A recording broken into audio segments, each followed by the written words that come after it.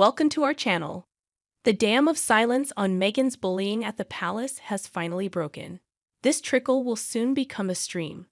The Duchess of Sussex's senior royal official, Samantha Cohen, has finally broken cover on the explosive bullying claims that first rocked Kensington Palace in 2021 and still reverberate today. Ms. Cohen, a loyal and long-standing former palace aide, has confirmed to an Australian newspaper that she was, indeed, among those interviewed by the palace in the wake of complaints about the Duchess's alleged aggressive behavior.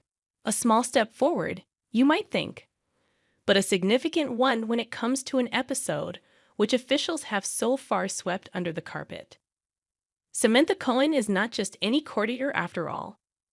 An intelligent, charming Australian, she had been working with the late Queen for 20 years when she was asked to undertake a challenging new assignment. In 2017, Ms. Cohen agreed to help the newly engaged Meghan acclimatize to the royal family and life in Kensington Palace. Her task was to persuade an ambitious, career-minded, and outspoken Californian actress to embrace the royal family's immutable hierarchy and rigid protocols. Perhaps it was a tall order. Certainly, I believe that Ms. Cohen was soon exasperated, within 6 months or so, and that Meghan either disagreed with or failed to understand the non-negotiable elements of royalty. I also believe that members of Samantha Cohen's team viewed this as an irresponsible self-indulgence. Both sides would blame a clash of cultures. Could a 36-year-old with a profile adopt the British propensity for understatement? Could she ditch Hollywood's hyperbole in favor of the palace's low-key, repetitive no-comment?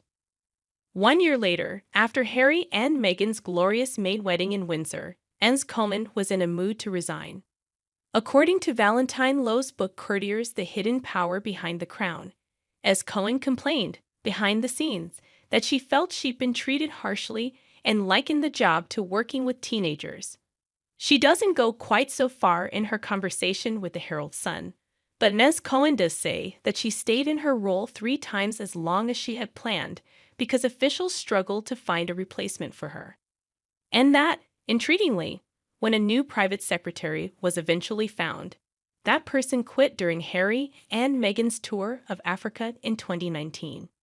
The Sun Herald quotes Ms. Cohen as saying, "I was only supposed to stay for 6 months, but stayed for 18. We couldn't find a replacement for me, and when we did, we took them on tour to Africa with Harry and Meghan to show them the ropes, but they left as well while in Africa."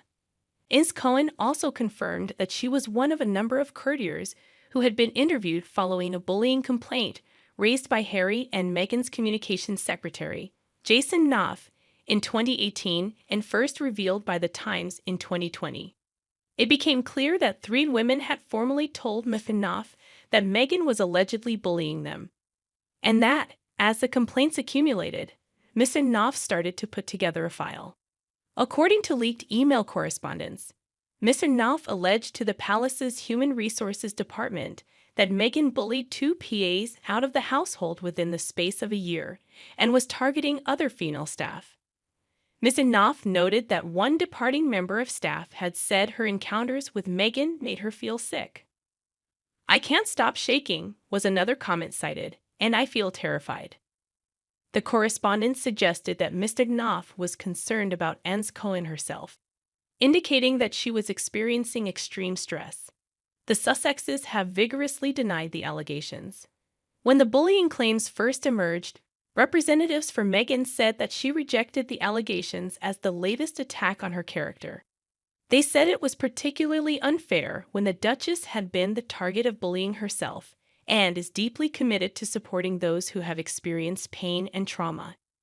In his best-selling memoir Spare, published in January last year, Harry railed against claims, saying it was so outrageous that even though Meg and I demonstrated their lie with a 25-page report to Human Resources full of evidence, it was going to be very hard for me to ignore it.